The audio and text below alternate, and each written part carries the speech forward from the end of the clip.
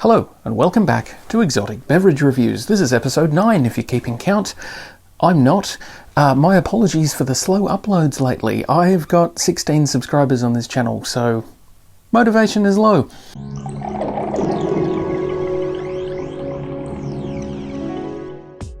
Today's victim is Excess Energy Drink, which is mildly interesting because it's an Amway product. Amway, if you're not familiar with it, is an American company that markets its products on multiple levels, making a shape that's kind of, I don't know, what would you call that?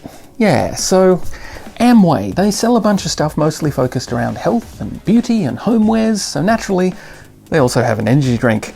Excess is not a new energy drink. I actually have a couple of empty cans in the collection going back about 15 years to around 2008. The design has changed quite a bit, but it's still the same thing. I actually never realised when I bought these back in 2008 that they were from Amway, so there you go. So I have 4 of the alleged 5 flavours of Excess. The one that I'm missing is mango, pineapple, guava, which is a shame because it sounds like it would have been the most exciting.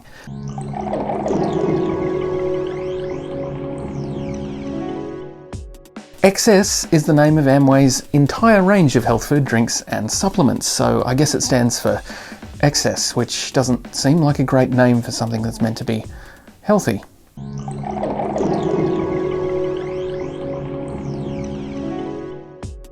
All of the cans say sparkling energy and naturally flavoured, but they don't really have any outrageous claims beyond that.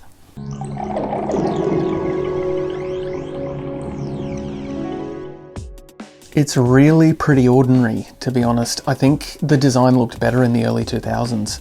I mean, this product shot of the original Excess lineup looks fantastic. The current design looks a bit like some kind of store brand product, which I suppose it is, to be fair, but it's just not exciting enough for an energy drink. The colours are very flat, the grey on most of the cans is really dull, and the colour choices are just not very inspiring, particularly for the lemon black tea version with this horrible brown colour.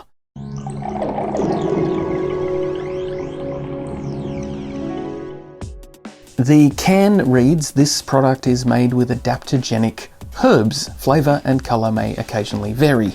And the warning is not recommended for children, pregnant women or lactating women or those sensitive to caffeine.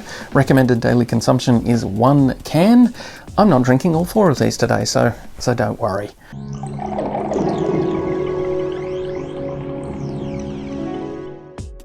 Let's start with the classic black version, which contains water, taurine, citric acid, caramel colour, natural flavouring sweetener, which is acesulfame potassium, yay. Caffeine, potassium sorbate as a preservative, adaptogenic herbs, which is a fancy name for a group of herbs that supposedly do something but probably don't, which in this case is specifically Panax ginseng root extract. Sodium benzoate as a preservative, vitamins B3, B5, B6 and B12, more artificial sweetener in the form of sucralose, yay. Adansonia digitata fruit pulp, which is from the baobab tree and apparently contains a lot of vitamins B and C and a multitude of other essential elements that you probably don't actually need to get from an energy drink, and acerola juice powder, which is basically just powdered cherries. The pink grapefruit flavour includes much of the same plus apple, white grape and grapefruit juice concentrates, various acids and stabilisers required to enhance and emulsify those fruit juices, and purple carrot juice, which I suspect would present as a colorant. We will see. The green apple version substitutes those juices and stabilizers with green apple juice concentrate, which makes a whole bunch of sense. And finally, the lemon black tea version includes lemonade flavoring tea powder and lemon juice concentrate for flavoring.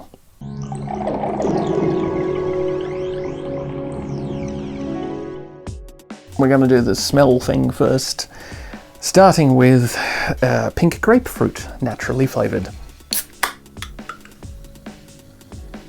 It's very, very mild. It smells slightly like something citrus, which I guess makes sense because pink grapefruit is something citrus. We're now looking at classic black. Cola. Smells like cola. Green apple, also naturally flavored. Whoa, that smells like, it smells like the apple juice it contains. And lemon black tea.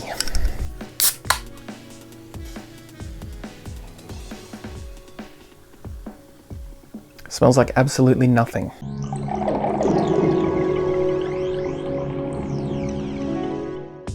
Onto the eyeballs, starting with pink grapefruit, which appears to be ever so mildly pink. I acknowledge I have coloured lights here, so it's probably a ridiculous place to be reviewing drinks, but it is ever so slightly pink. Classic black. I'll be disappointed if it's anything other than black. It looks like cola. Smells like cola so far, looks like cola as well. Green apple. It's not going to be green. No. It's apple juice colour. That's fine. It contains a lot of apple juice. And then we have lemon black tea, which looks a lot like... Oh, it's got a head on it. Looks a lot like tea. I'm not surprised by any of those. It's nice to see the pink grapefruit has a little bit of pink in it.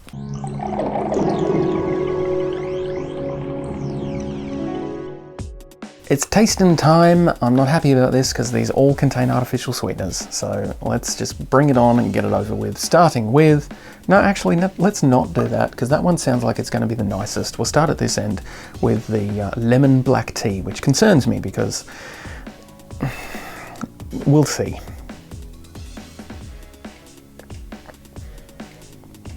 Oh, that is a lot of artificial sweeteners, but I'm going to push through it because as much as I hate artificial sweeteners, I'm not going to let them influence these reviews. It's got a ton of them though. The flavour is mild. I can taste the tannins of tea, which is nice. The lemon is present. It is quite sweet given the artificial sweetener situation. I don't hate it. On to the green apple. This one has potential because it's fruit. It's got fruit juice in it. That's not bad.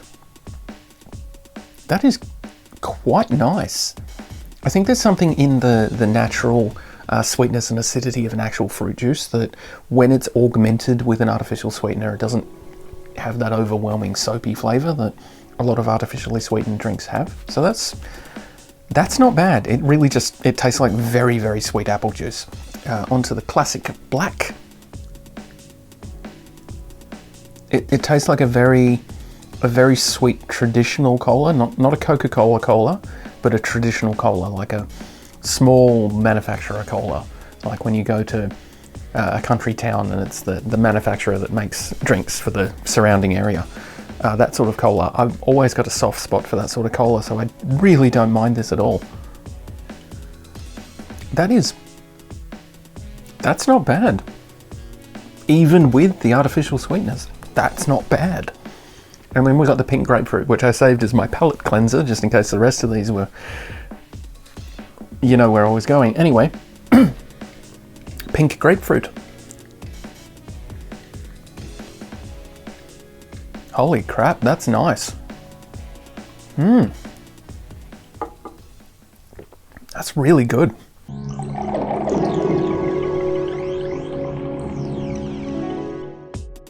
Well, I'm torn. On one hand, Amway. On the other hand, really, really nice, pretty good, decent, So final verdict, if you have no moral soapbox to climb on when it comes to buying Amway products, these are good. Like, they're all swimming in artificial sweeteners, which I personally don't like. I'm not letting it get in the way of my reviews. 3 of these, if we skip the tea and we focus on those 3, really, really nice. Would I buy them again? Yeah, probably not. There's other things about them that I don't like. The packaging is terrible. Not that if I wanted an energy drink, the packaging isn't going to stop me, but it doesn't compel me either. The fact that they're from Amway is just a little weird, but they're really, really nice drinks. I was hoping to tear these to shreds, but I got nothing left. 3 out of 4 are absolute winners, and this one's benign enough to not offend me, but I wouldn't buy it again. I came into this thinking it would be a comedy of errors because they would be terrible, but not the case. Even with sweeteners! What's going on here?